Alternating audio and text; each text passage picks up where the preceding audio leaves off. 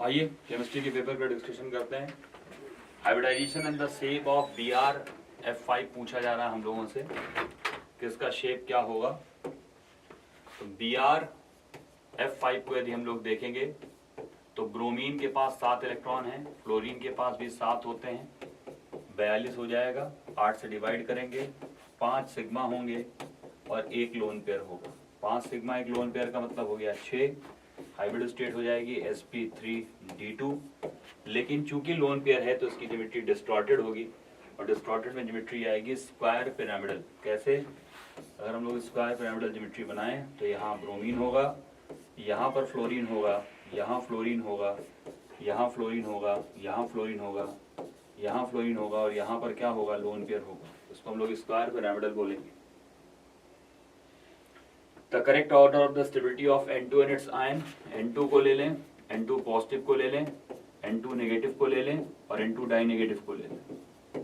Bond order की बात करें तो यहाँ पर बॉन्ड ऑर्डर 3 है, यहाँ बॉन्ड ऑर्डर 2.5 है, यहाँ भी 2.5 है और यहाँ बॉन्ड ऑर्डर 2 है। क्योंकि इस पर इलेक्ट्रॉन होते हैं 14, इस पर होते हैं 13, इस पर भी होते हैं 13, यहाँ होते हैं 12।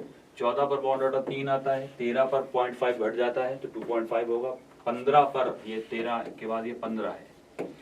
14 में से 1 चला गया तो 13, 14 में 1 बढ़ गया तो 15। यहाँ पर 14 से 15 हुआ तो 2.5 हो जाएगा और यहाँ 2। देखा जाए तो बॉन्ड ऑर्डर के आधार पर स्टेबिलिटी को यदि हम देखें तो सबसे स्टेबल N2 को होना चाहिए, फिर उसके बाद N2 पॉजिटिव और N2 नेगेटिव की स्टेबिलिटी सेम होनी चाहिए और फिर N2 डाई नेगेटिव को होना चाहिए।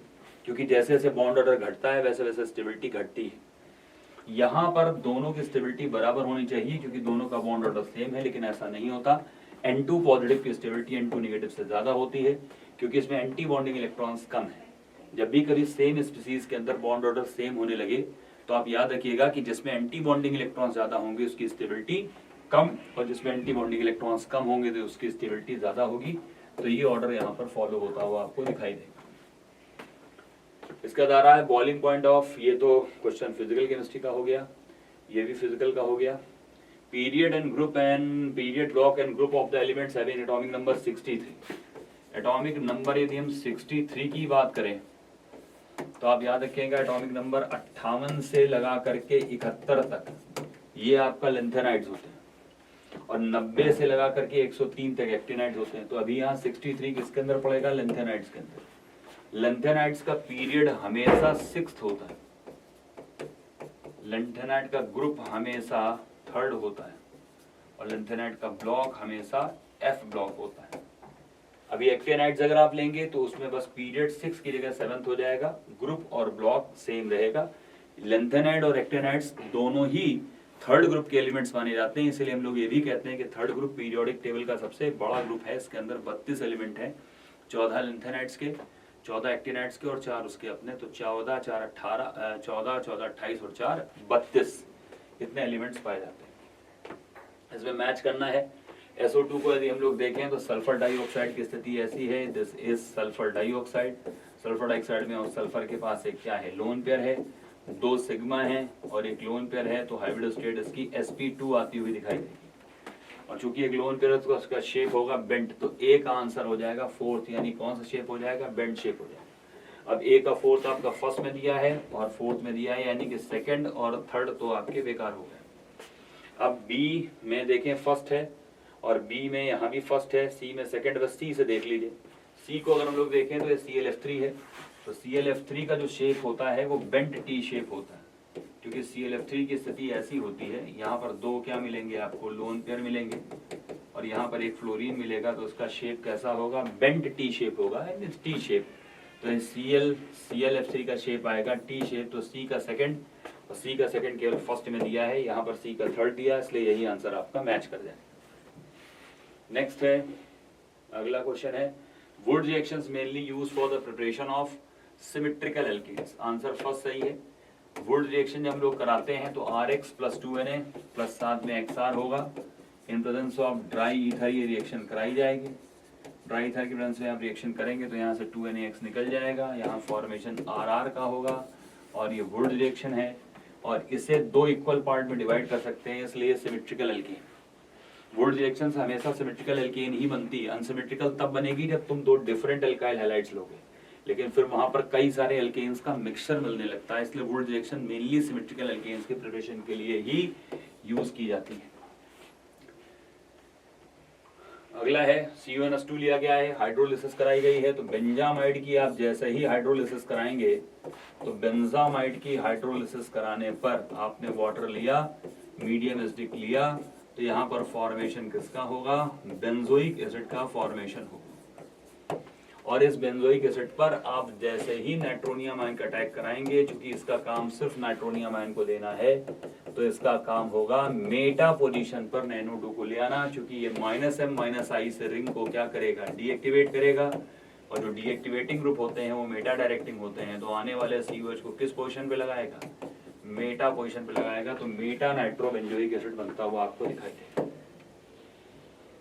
नेक्स्ट है two two dichloropropane on reaction with aqueous alkali. Two two dichloropropane का फॉर्मूला ये है, आप एक्वस एल्कली का मतलब कोई भी NaOH KOH कुछ भी लगा दीजिए। मान लीजिए आपने NaOH यूज किया तो कितने NaOH लगेंगे, 2 NaCl यहाँ से निकल जाएगा, यहाँ पर आपका CH3 COH CH3, यहाँ भी COH आएगा। ये आपका अनस्टेबल है, अनस्टेबल होने के कारण यहाँ से क्या निकलेगा, वाटर मॉलिक्यूल, और वाटर मॉलिक्यूल निकलते ही यहाँ formation CH3 C double bond OCH3 यानी एसीटोन का हो जाएगा, और ये एसीटोन पॉजिटिव आइडोफॉर्म टेस्ट देगा। हाँ बिल्कुल पॉजिटिव आइडोफॉर्म टेस्ट देगा, तो इसका आंसर कौन सा हो जाएगा, 3rd। नेक्स्ट है amylose is a water soluble component of starch. बिल्कुल सही है, स्टार्च में 2 कंपोनेंट होते हैं, एमाइलोज है, एमाइलोपेक्टिन। एमाइलोज का स्ट्रेट चेन स्ट्रक्चर होता है, जबकि एमाइलोपेक्टिन में ब्रांच स्ट्रक्चर होता है। एमाइलोज में अल्फा-1,4 ग्लाइकोसाइडिक लिंकेज होता है, एमाइलोपेक्टिन में 1,4 भी होता है और 1,6 भी होता है, जिसके कारण उसमें 1,6 के कारण इसमें ब्रांचिंग आती है। Amylose is a branch chain polymer of alpha-D. नहीं, एमाइलोज जो है वो ब्रांच चेन नहीं होता, स्ट्रेट चेन पॉलीमर होता है, ब्रांच चेन पॉलीमर होता है एमाइलोपेक्टिन। तो इसमें A सही है लेकिन R सही नहीं। इसमें देखिए ये सीधे सीधे आपको HBO रिएक्शन दिखाई दे रही है, और HBO रिएक्शन में आपको करना क्या है कि सिंपल सा काम करना है कि यहाँ पर आपको सीधे OH जोड़ देना, क्योंकि वाटर को हम लोग देखते हैं तो वाटर में हम लोग H जोड़ते हैं और OH जोड़ते हैं, और ये अकॉर्डिंग टू किसके जोड़ेंगे, एंटी मार्कोनिक रूल, क्योंकि ये HBO reaction hydroboration oxidation reaction. तो बस इसका सही आंसर आपको कौन सा हो जाएगा, इसका सही आंसर आपका 4th हो जाएगा। नेक्स्ट है inorganic compound A on reaction with Hinsberg's reagent form compound B। Compound B dissolve in aqueous alkali, compound A could B.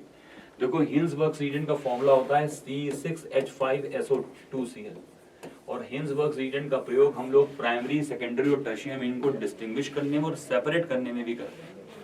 अगर आप प्राइमरी अमीन की रिएक्शन यानी RNH2 की रिएक्शन आप हिंसबर्ग्स रिएजेंट यानी C6H5SO2Cl से कराते हैं, तो यहाँ पर HCl को लेकर HCl बना देगा, और यहाँ पर RNH और SO2C6H5 बनेगा। ये इस तरह का एक सॉल्ट बनता है। लेकिन ये सॉल्ट जो है अगर तुम इस पर KOH लगा दो तो ये उसमें सॉल्युबल होता है, और ये सॉल्युबल इसलिए होता है, सॉल्युबल इन KOH होता है क्योंकि यहाँ पर जो नाइट्रोजन से जुड़ा हुआ हाइड्रोजन है वो एसिडिक होता है, और ये H तुरंत OH को लेकर H2O बनाएगा और यहाँ पर एक सॉल्ट बन जाएगा, ठीक है ना। लेकिन अगर यहीं पर प्राइमरी अमीन ना लेकर के आप किसका प्रयोग कर देते, सेकेंडरी अमीन का प्रयोग करते, यानी आप R2NH का प्रयोग करते और इस पर आप C6H5SO2Cl लगाते, तो यहाँ रिएक्शन तो होती, फॉर्मेशन होता R2NSO2C6H5, लेकिन ये KOH के साथ सॉल्युबल नहीं होता, ये KOH में इनसॉल्युबल होता। और ये क्यों KOH में इनसॉल्युबल होता है, क्योंकि नाइट्रोजन के पास यहाँ कोई भी हाइड्रोजन नहीं है।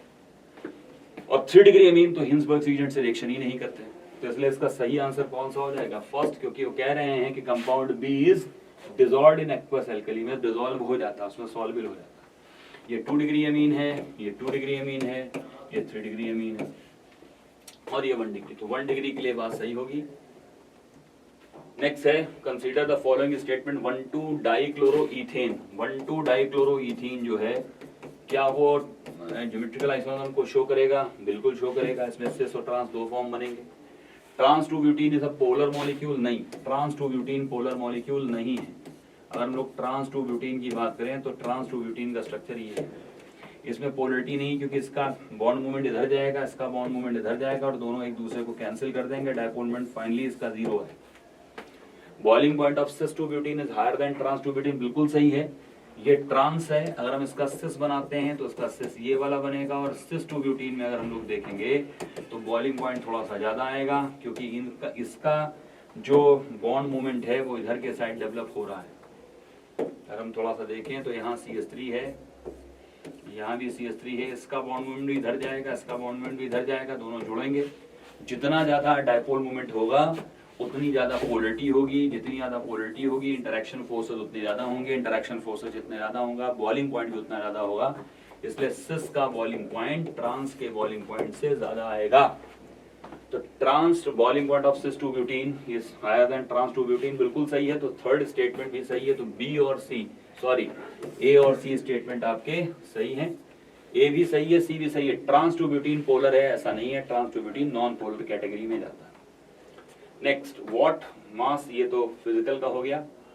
और आगे चलते हैं, which of the following alcohol is most reactive towards esterification process. तो एस्टरिफिकेशन याद रखिएगा, जब हम किसी भी कार्बोक्सिलिक एसिड की रिएक्शन किससे कराते हैं, अल्कोहल से कराते हैं, तो हम देखते हैं कि R-OH से रिएक्शन कराते हैं। H- मीडियम होता है, यहाँ से OH और यहाँ से H कंबाइन करके H2 बनाता है, और यहाँ एस्टर का फॉर्मेशन होता है, और ये एस्टरिफिकेशन का प्रोसेस है। रेट ऑफ एस्टरिफिकेशन जो होता है, रेट ऑफ एस्टरिफिकेशन जो होगा वो इनवर्सली प्रोपोर्शनल टू किसके होता है, स्टेरिक फैक्टर के होता है। स्टेरिक फैक्टर ऑफ, चाहे आप क्या ले लें, अल्कोहल ले लें, और चाहे आप क्या ले लें, कार्बोक्सिलिक एसिड ले लें, इसके इनवर्सली प्रोपोर्शनल चलता है। किसके इनवर्सली प्रोपोर्शनल चलता है? Rate of esterification inversely proportional चलता है। सबसे छोटा कौन है? एथाइल है। इसी का रेट ऑफ एस्टरिफिकेशन रेट सबसे क्या होगा? हाई होगा, और एल्काइल के साइज बड़े। नेक्स्ट, फिनॉल पर आपने क्या लगाया हुआ है? CH-Cl3 NaOH लगाया है, NaOH एक्सेस में लिया है, और हमने H- लगा दिया है बाद में। सीधे सीधे रीमर-टीमैन रिएक्शन है, और रीमर-टीमैन रिएक्शन में आपको सैलिसिल एल्डिहाइड बनता हुआ दिखाई देगा। रीमर-टीमैन रिएक्शन में क्या मिलेगा आपको? सैलिसिल डिहाइड मिलेगा। चलिए, फिनॉल पर आपने जिंक डस्ट लगाया, तो फिनॉल पर जब आप जिंक डस्ट का प्रयोग करेंगे तो फिनॉल पर जिंक डस्ट लगाने पर क्या होगा? ZNO निकल जाएगा, फॉर्मेशन किसका हो जाएगा? बेंजीन का। बेंजीन पर आपने फ्रीडल क्राफ्ट रिएक्शन कराई, CH3Cl in presence of anhydrous AlCl3, toluene का फॉर्मेशन होगा। और टॉल्यूइन पर जैसे ही आप एल्कलाइन KNO4 लगाएंगे और बाद में इसकी हाइड्रोलिसिस करा देंगे, मीडियम एसिडिक कर देंगे, तो यहाँ पर बस CH3 किस में कन्वर्ट हो जाएगा? COOH में कन्वर्ट हो जाएगा। That's all. क्लियर है? तो यहाँ पर आपको बेंजोइक एसिड मिलता हुआ दिखाई देगा। Which of the following is most acidic? सबसे ज्यादा एसिडिक कौन है? हाइपोक्लोरस एसिड है, ये क्लोरस एसिड है, ये क्लोरिक एसिड है, पर क्लोरिक एसिड है। सबसे ज्यादा एसिडिक आपका पर क्लोरिक एसिड होगा, क्योंकि ये टूटेगा H पॉजिटिव और ClO4 नेगेटिव में। ClO4 नेगेटिव का स्ट्रक्चर आप देखें, उसका स्ट्रक्चर ये होगा, और इसमें सबसे ज्यादा रेजोनेंस पाया जाएगा, नेगेटिव चार्ज सबसे ज्यादा रेजोनेंस स्टेबलाइज्ड इसी केस में होगा, इसलिए सबसे आसानी से अपना H छोड़ देगा। Which of the following carbohydrates cannot show mutar rotation? Mutar rotation वो नहीं शो करते हैं जो नॉन रिड्यूसिंग होते हैं। याद रखिएगा, जितने भी मोनोसैकेराइड्स और डाइसैकेराइड्स हैं सभी रिड्यूसिंग होते हैं, सिर्फ एक सुक्रोज को छोड़कर, क्योंकि सुक्रोज में जो ग्लाइकोसाइडिक लिंकेज होता है वो एल्डिहाइडल कोर कीटोनिक ग्रुप के कार्बन पर ही आ जाता है, इसलिए नॉन रिड्यूसिंग शुगर है। तो जो भी नॉन रिड्यूसिंग शुगर्स होते हैं वो म्यूटार रोटेशन शो नहीं करते, वो टॉलरेंस एजेंट और फेलिंग सोल्यूशन को रिड्यूस नहीं करते, और वो ओसा जोन का फॉर्मेशन नहीं करते। ठीक है, तो सुक्रोज चूंकि एक नॉन रिड्यूसिंग शुगर है तो ये म्यूटार रोटेशन शो नहीं करेगा। आप देखिए यहाँ पर एनिलीन पर आपने पिरिडीन लगाया हुआ है, एनिलीन लिया हुआ है, और एनिलीन पर आपने एसिटिक एनाड्राइड लगाया है। आप चाहे एनिलीन पर एसिटिक एनाड्राइड लगाइए, CH3CO का होल्ट वाइज ओ लगाइए, या आप CH3COCl लगाइए, दोनों का काम है CH3COH को निकाल देना और एनिलीन से COCH3 ग्रुप को जोड़ देना। तो यहाँ NHCOCH3 ग्रुप जुड़ेगा, जिससे हम लोग एसिटेनिलाइड कहते हैं। और इसमें हम लोग बेसिकली क्या करते हैं कि हम लोग यहाँ पर प्रोटेक्ट करते हैं NH2 ग्रुप को इस रिएक्शन से। यहाँ इसका काम क्या है? ब्रोमीनियम आयन को जनरेट करना, और चूंकि ये रिंग को क्या करेगा, एक्टिवेट करेगा प्लस m और माइनस i से, तो ब्रोमीन कहाँ अटैक करेगा, इसके पैरा पोजीशन पर। तो आप देखेंगे कि NaCO3 यहाँ रहेगा और इसकी पैरा पोजीशन पर कौन आ जाएगा, ब्रोमीन। और जैसे ही हम इसकी हाइड्रोलिसिस बाद में इस पर क्या लगा रहे हैं, लिथियम एल्युमिनियम हाइड्राइड का प्रयोग कर रहे हैं, लिथियम एल्युमिनियम हाइड्राइड और साथ में वाटर। तो इसका सिर्फ काम है CO ग्रुप को रिड्यूस करना, और ये CO ग्रुप को रिड्यूस करेगा, CO ग्रुप को कन्वर्ट कर देगा NH, और CH2CH3 में जो CO था उसको ये CH2 में बदल देगा, NaCO3, और यहाँ नीचे क्या आ जाएगा, Br। तो बस आप देखेंगे कि इसका सही आंसर कौन सा हो जाएगा, फर्स्ट आंसर इसका सही हो जाएगा। Correct order of the atomic radius of the group 13। Group 13 में आप याद रखिए बोरॉन, एल्युमिनियम, गैलियम, इंडियम और थैलियम। इसमें क्या है कि नीचे जाने पर शेल्स की संख्या क्या होती है, बढ़ती है। तो साइज को बढ़ना चाहिए, तो रेडियस को भी क्या करना चाहिए, इंक्रीज करना चाहिए। लेकिन दो यहाँ पर थोड़ा सा गड़बड़ होता है, क्योंकि यहाँ पर इन दोनों के बीच में D10 इलेक्ट्रॉन्स आ जाते हैं। तो यहाँ पर एक टर्म काम करता है जिसे कहते हैं ट्रांजिशन कॉन्ट्रैक्शन। इस कारण इसका इफेक्टिव न्यूक्लियर चार्ज हल्का सा एल्युमिनियम से ज्यादा हो जाता है, इसलिए पहले बोरॉन के बाद गैलियम, देन एल्युमिनियम आता है, देन इंडियम और थैलियम आता है। तो यहाँ पर हम बच्चों को याद करवाते हैं क्लास में, आप याद रखिए गाल, क्या याद रखिए, गाल। गाल का मतलब पहले गैलियम आएगा और फिर एल्युमिनियम आएगा, ये आपको याद रखना है। तो इसका आंसर कौन सही हो जाएगा, fourth.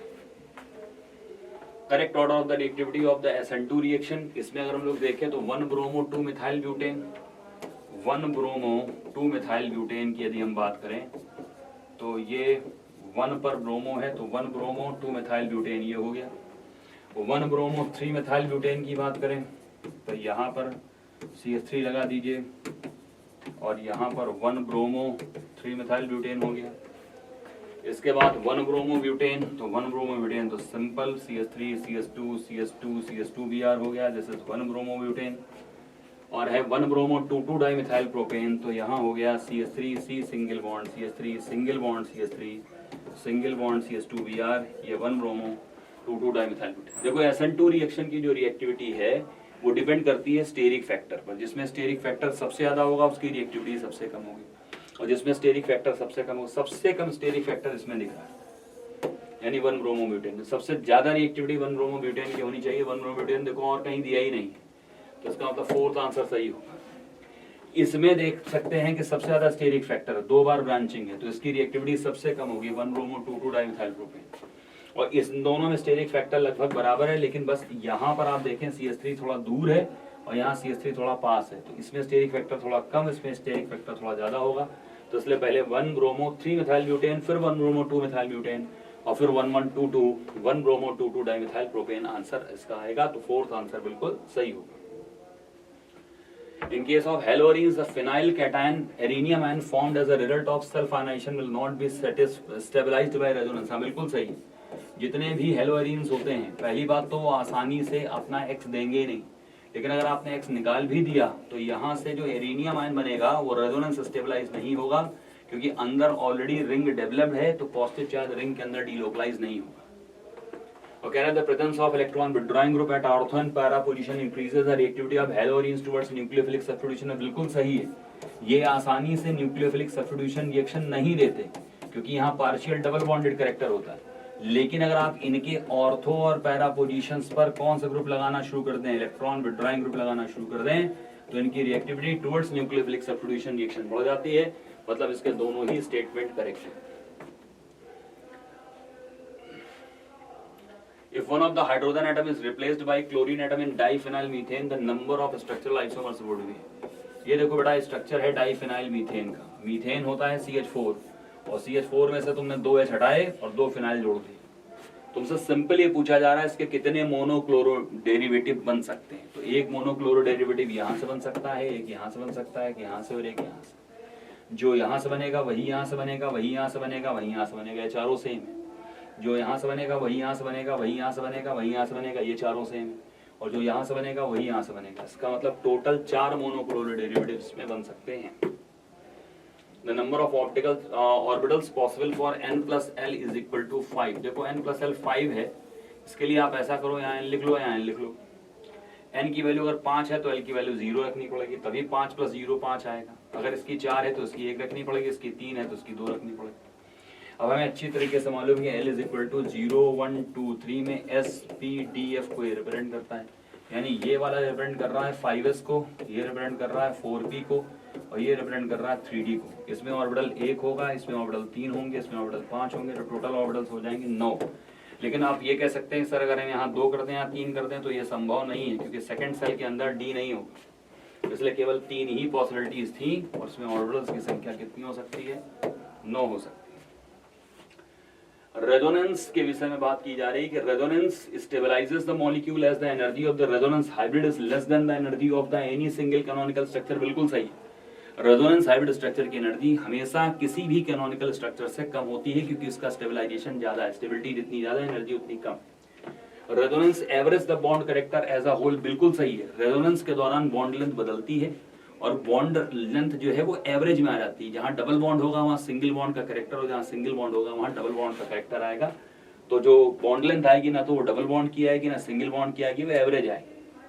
There is an equilibrium between canonical form. नहीं, कोई इक्विलिब्रियम नहीं होता, कोई इक्विलिब्रियम नहीं पाया जाता। Canonical forms have real existence. नहीं, सारे के सारे canonical structures resonant structures imaginary होते हैं। तो इसमें पूछा जा रहा था कि करेक्ट स्टेटमेंट केवल 2 हो गए आपके। कौन कौन सा स्टेटमेंट करेक्ट हो गया? ए और बी स्टेटमेंट करेक्ट हो गया।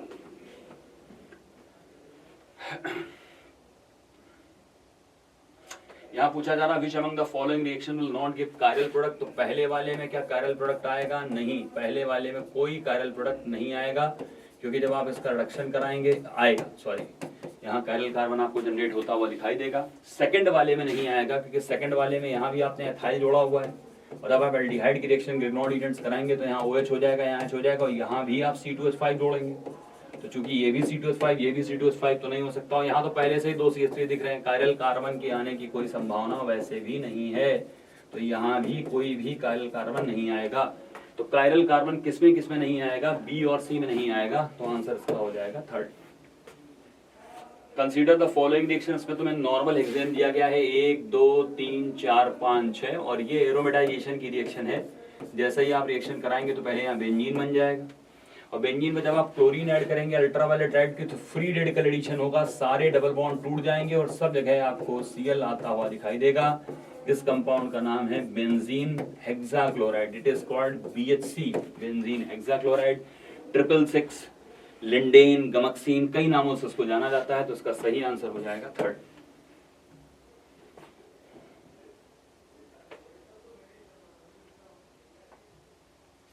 यहाँ पर आप देखें तो ये कंपाउंड आपका साइक्लिक ईथर लिया गया है। इस साइक्लिक ईथर पर आपने HI लगाया है, एक्सेस में लगाया है। तो HI एक्सेस में आप लगाएंगे तो पहली बात तो आपको बॉन्ड को तोड़ना है, इधर तोड़िए, कहीं से तोड़ दीजिए। पहली बार में O से आप क्या जोड़ दीजिए? H, और यहाँ से जोड़ दीजिए I। लेकिन फिर जैसे ही आप यहाँ HI लगाएंगे तो फिर यहाँ से OH और यहाँ से H कंबाइन करके H2O बनाएगा, और यहाँ दोनों जगह आपको I आता हुआ दिखाई देगा, यहाँ भी I और यहाँ भी I।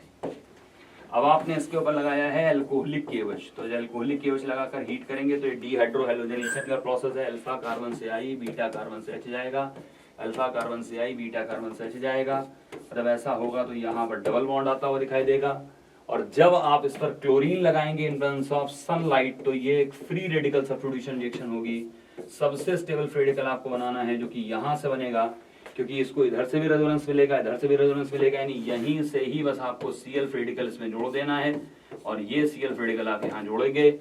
तो ये कार्बन कौन सा कार्बन है? This is called vinylic carbon, sorry allylic carbon. कौन सा कार्बन है? दिस इज कॉल्ड एलाइलिक, क्योंकि डबल बॉन्ड से जो जुड़ा हुआ कार्बन होता है उसको हम लोग कहते हैं एलाइलिक कार्बन, और डबल बॉन्ड के स्वयं कार्बन को कहते हैं विनाइलिक। तो यहाँ पर विनाइलिक एलाइलिक क्लोराइड बनता हुआ आपको दिखाई देगा। इधर से भी एलाइलिक कार्बन है, इधर से भी एलाइलिक कार्बन, तो एक क्लोराइड एलाइलिक क्लोराइड कहलाएगा। 4th आंसर सही हो। Volume quant of propane 1 all is higher than acetone. बिल्कुल सही है, क्योंकि इसके अंदर इंटरमॉलिक्यूलर हाइड्रोजन बॉन्डिंग पाई जाती है। यही नीचे लिखा भी है, in propane 1 all intermolecular hydrogen bonding is present. हाँ बिल्कुल सही, इंटरमॉलिक्यूलर हाइड्रोजन बॉन्डिंग प्रेजेंट होती है, तो दोनों करेक्ट है। इसका एक सही एक्सप्लेनेशन भी है, और ये आपका पोर्शन कंप्लीट हो गया।